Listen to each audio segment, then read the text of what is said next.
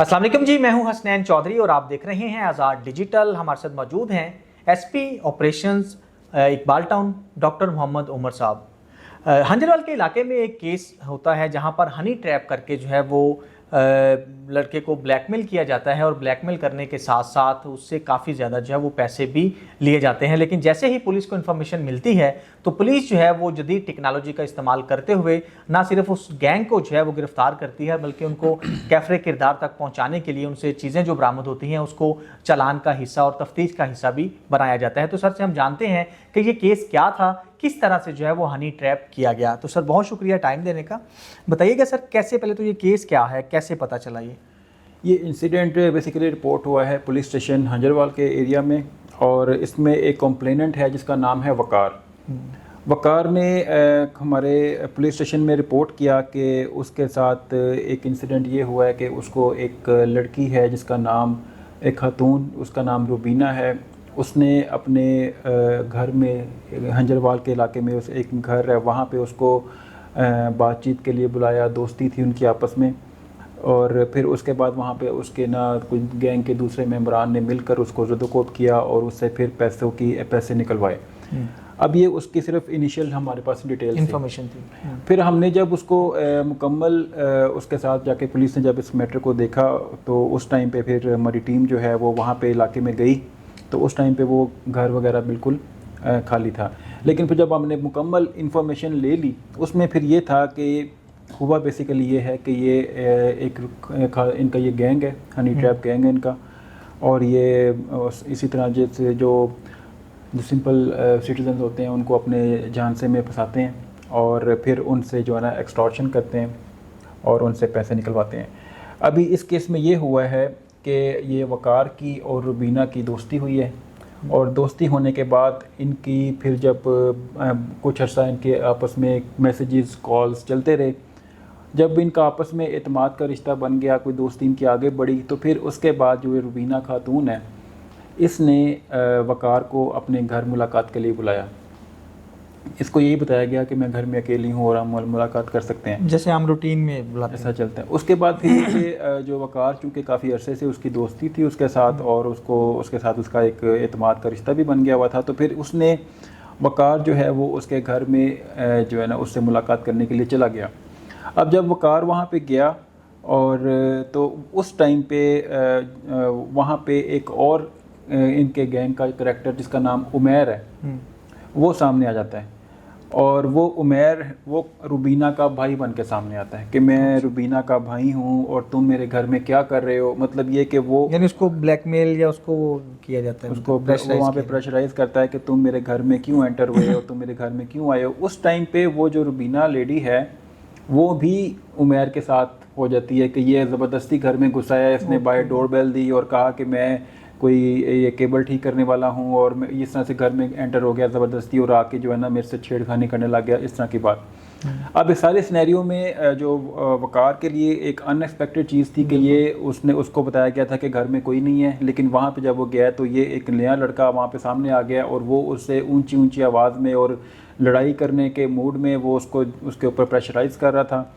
और इसी दौरान जब उनकी आपस में बातचीत चल रही थी और वो गर्मा गर्मी भी हुई थी, एक और करैक्टर जो है ना वो बाहर के दरवाजे से एंटर होता है और उसका नाम है नदीम। वो खुद को पुलिस वाला बनाकर एंटर होता है और वो ये कहता है जी कि 15 की कॉल हुई है और लोगों ने, सामने वाले घरों ने कहा है कि यहाँ पे सामने वाले घर में कोई झगड़ा हो रहा है और ऊंची ऊंची आवाज़ें आ रही हैं और पुलिस की जो गाड़ी है वो अच्छा, यानी पूरा प्लान किया गया, पूरा प्लान किया गया। और उसने ये कहा कि जो पुलिस की गाड़ी है ये गली के कोने में खड़ी है और एसएचओ साहब भी उसके अंदर हैं और वो पूछ रहे हैं मुझे भेजा के देख के आओ क्या मामला है। अच्छा। तो फिर वो जो उमैर है जो ऑलरेडी इसका भाई बना होता है वो फिर वहाँ पे बताता है कि जी ये देखो ये लड़का जो है ना ये मेरे घर में घुस आया और उसने मेरी जो बहन है उसके ऊपर हाथ डालने की कोशिश की और मेरी बहन ने चीखो पुकार किया तो मैं आ गया हूँ और अभी जो है ना ये हमारे साथ मज़ीद जो है ना वो बहस कर रहा है कि और हमारी गैरत को जो है ना चैलेंज कर रहा है, इस तरह की बातें उसने की। तो नदीम ने भी फिर उसको, जाहिर है वो भी इनके गैंग का हिस्सा था, उसने भी पूरी एक स्क्रिप्ट की तरह उसको जो है ना वो प्रेशराइज करना शुरू कर दिया कि तुम्हारे ऊपर तो घर में घुस के और जो है ना ये तुमने अटेम्प्ट की है, तुमने इस तरह का, तुम्हारे ऊपर तो ये बहुत बड़ा ऑफेंस है। अब जब वो सारी सिचुएशन में जो वकार है वो अपने आप को एक अकेला फंस जाता है, और वो जो है ना उस इसी दौरान जो वो लेडी रुबीना है वो रोने धोने का ड्रामा शुरू कर देती है कि जो है ना मैं तो मेरे साथ तो बड़ी ज्यादती हो रही कि है, मैं किसी को क्या मुंह दिखाऊंगी और मेरी क्या इज्जत रह जाएगी। इस तरह की बातें जब वो करते हैं तो वकार जो है ना वो बड़ा अपने आप को समझता है कि मैं ट्रैप हो गया हूँ इन सारे लोगों के बीच में। और इसी दौरान जो है ना वो इनके गैंग का एक और करैक्टर आ जाता है, उसका नाम है अली। अच्छा, यानी गैंग बढ़ता जा रहा है। अब जो अली है ना वो भी पुलिस वाला ही बन के आता है। वो ये कहता है आके कि जी मुझे एसएचओ साहब ने भेजा है कि आप क्यों जो है ना वो अभी तक मुल्जिम को गिरफ्तार क्यों नहीं किया, मुल्जिम को गिरफ्तार क्यों नहीं किया। वो मतलब कि आके जो है ना वो एक क्लाइमेक्स की तरफ लेके जाता है सिचुएशन को। तो उस वहाँ पे जो है ना फिर वो कहते हैं जी बस ठीक है इसको उठाएं थाने में लेके जाएं। हम थाने में लेके जाते हैं और वहाँ जाके जो है ना वो हम इनकी फर्दर जो भी कार्रवाई है वो करेंगे। अब वो थाने का नाम सुन के वकार डेफिनेटली वो परेशान हो जाता है कि क्योंकि वो कहता है कि ये वो कि मेरी रेपुटेशन का मसला है, बात है पर्चा होगा घर में पता चलेगा तो कि मैंने जो है ना मुझे अननेसेसरी इस चीज़ में फंसाया जा रहा है। और वो फिर उनको जो है ना कहता है कि आप मेरी किसी तरह से जान बख्शी करें। वो किस तरह से फिर वो उसको मज़ीद डराते हैं कि नहीं तुमने जो है ना ये हमारी बहन के ऊपर तुमने ऐसे तुमने हाथ डाला है तो हम तो तुम्हें तुम्हारे ऊपर FIR भी करवाएंगे और तुम्हें जो है ना वो हम जेल भिजवाएंगे और इस तरह की उसको ना मुख्तलिफ और भी चीज़ें डरा के सारी ज़िंदगी आप बाहर नहीं आ सकोगे इस तरह के मैटर्स में ना उसको कर देते हैं। तो फिर उस टाइम पे वो कहता है जी मैं ऐसा क्या करूं कि आप जो है ना उनको हल बताएं जी मेरी जान छोड़ें। अब उस टाइम पे जो है ना फिर वकार ने बताया कि एक लड़की और आती है उसका नाम फातिमा है। वो ये जो एंड पे लड़का आया था अली उसके साथ ही आती है। अब इन्होंने किया ये कि पहले तो उसकी तलाशी ली, उससे जितने पैसे निकले वो उन्होंने ले लिए।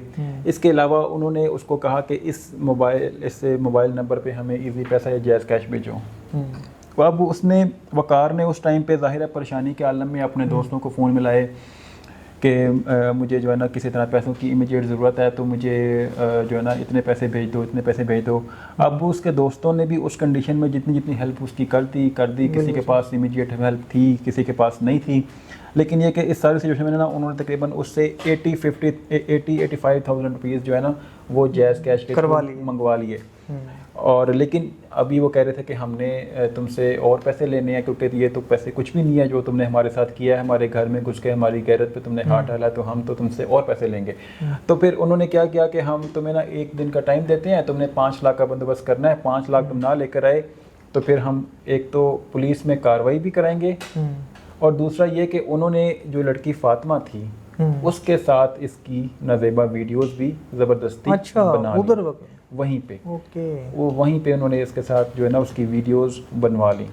वो ज़बरदस्ती उसको प्रेशराइज करके डरा के मारपीट करके उसने उसके साथ बना ली और उसके बाद फिर उसे ब्लैकमेल किया कि अगर तुमने पैसे ना लेकर आए तो फिर एक तो ये कि हमारे पास सबूत है कि तुमने जो है ना वो ये काम किया है, और दूसरा ये कि हम जो है वो फिर तुम्हारे खिलाफ थाने में FIR भी करवाएंगे। अब जो वकार है ना वो सारी सिचुएशन में फंस चुका था। फिर उसने कहा कि चले वो जैसे उसको थोड़ा टाइम मिला कि किसी तरह मैं ये 24 घंटों में या कुछ घंटों में मैं अरेंज करूं। अब जाहिर है जब उसने आके बाहर कोशिश की अपने तौर पे किसी तरह मैं पैसों का अरेंजमेंट करूं तो उससे पैसे अरेंज नहीं हो पाए, कुछ इमीडिएट किसी ने उसकी हेल्प नहीं की। तो उस टाइम पे फिर उसने पुलिस की हेल्प लेने का उसने फ़ैसला किया। तो उसके जहन में आया कि वो अगर मेरे अगेंस्ट कोई ऐसा गलत चीज़ प्रेजेंट करें पुलिस को और पुलिस मेरे खिलाफ कार्रवाई करे तो मैं जो हकीकत है और जो सच्चाई है पहले जाके खुद ही वो मैं खुद पुलिस को बताता हूँ और पुलिस को जो है ना वो उसको इन्वेस्टिगेट करेगी तो जो हकीकत है वो सामने आ जाएगी। तो इसी तरह से फिर वकार जो है हमारे पास आया। हमने फिर जो है ना जब वहाँ पे रेड की तो वहाँ पे चूँकि उन लोगों को पता था कि वो भी इसको कॉल्स कर रहे थे, इसके पीछे लगे हुए थे, तो जब उनको पता चल गया कि ये हमारे कॉल्स का मैसेजेस का रिप्लाई नहीं कर रहा तो उनको समझ आ गई कि ये अब पुलिस के पास चला गया। तो फिर मीनवाइल उन्होंने वहाँ से अपना फ़ौरन जो है ना शिफ्ट आउट करके वो जब घर खाली करके घर में चीज़ें वगैरह तो पड़ी नहीं थी लेकिन इमीडिएटली वो जो है ना वहाँ से सारे के सारे निकल गए।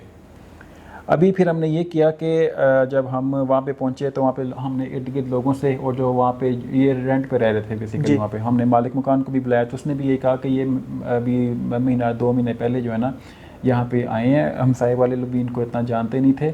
उन्होंने भी यही कहा है कि यहाँ पे हमने ये सुना कि एक खातून और उसकी एक बेटी रहती है, और कोई लड़का आता है वो कहती है मेरा भाई है, इस तरह की बात करते थे। तो हाँ, ये कहीं कहीं मिलते मिलाते नहीं थे, तो हम भी इनको इतना जानते नहीं हैं।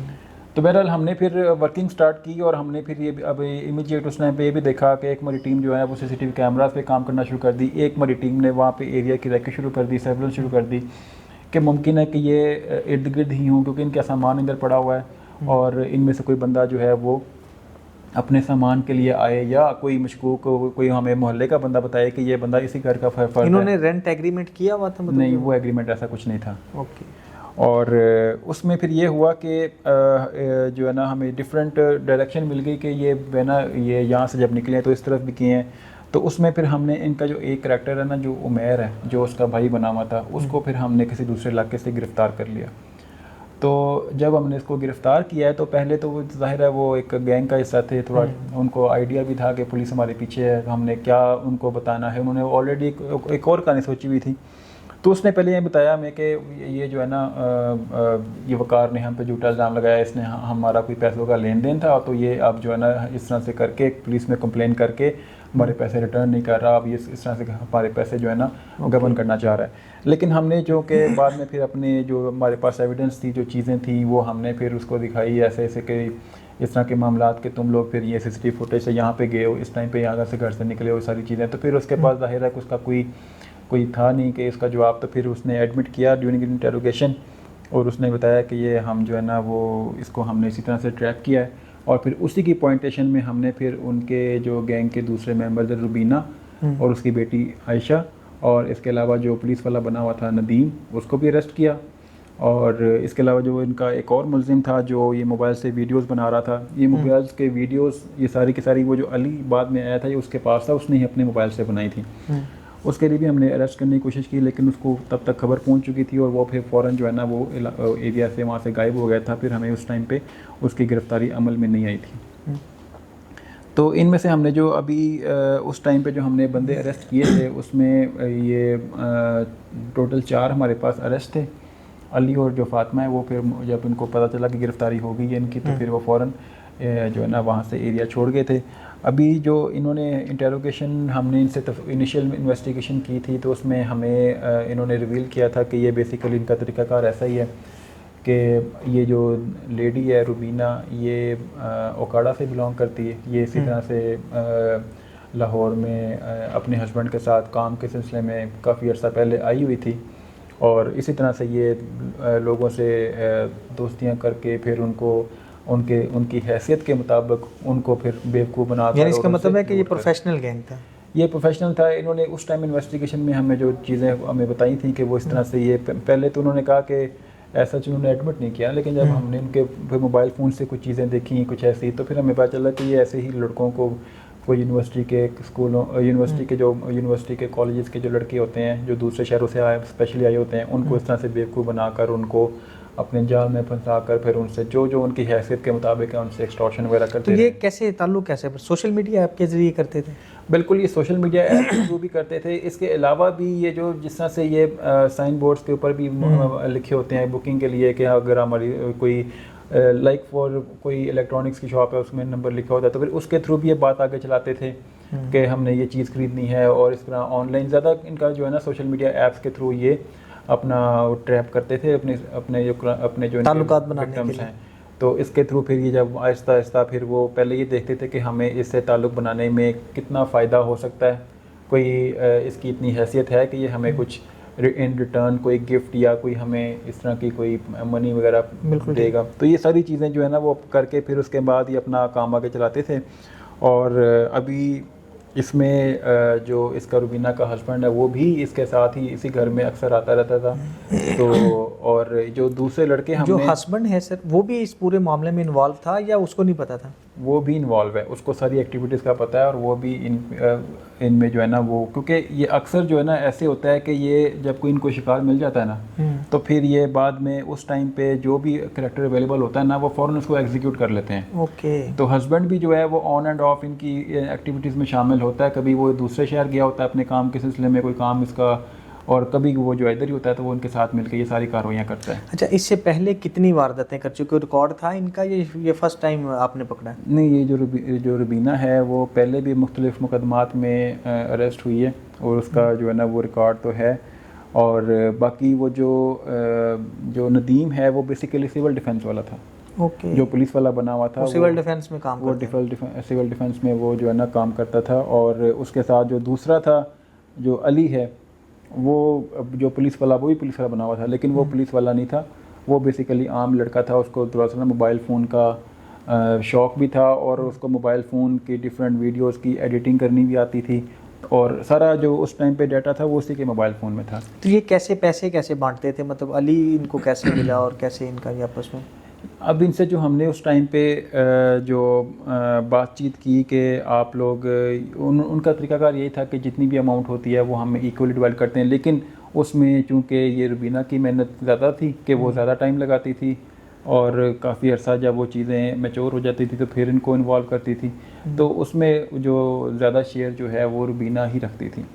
और फिर रुबीना ही इसको अक्सर को यहाँ पे घर पे बुलाकर और फिर इनको इन्वॉल्व करती थी, क्योंकि इनका तो काम वहाँ पे जब ये मामला जब वो ट्रैप हो जाता तो फिर इनका, नदीम का, उमैर का, अली का, इनका तो मैटर उसी टाइम पे था। बिल्कुल ठीक। लेकिन रुबीना चूँकि वो केस को स्टार्ट से लेके चलती थी तो इसलिए ज़्यादा शेयर जो है। तो ये जो अभी इस मुकदमे का मुद्दई है, इसकी रुबीना के साथ कैसे बातचीत हुई शुरू? इनकी जो इसने वकार ने भी हमें उस टाइम पे ना हमें कोई मुकम्मल डिटेल नहीं बताई, क्योंकि वो खुद भी जो है ना अपनी चीज़ों को कॉन्फिडेंशियल रखना चाह रहा था, अपनी आइडेंटिटी को भी, बाकी चीज़ों को भी।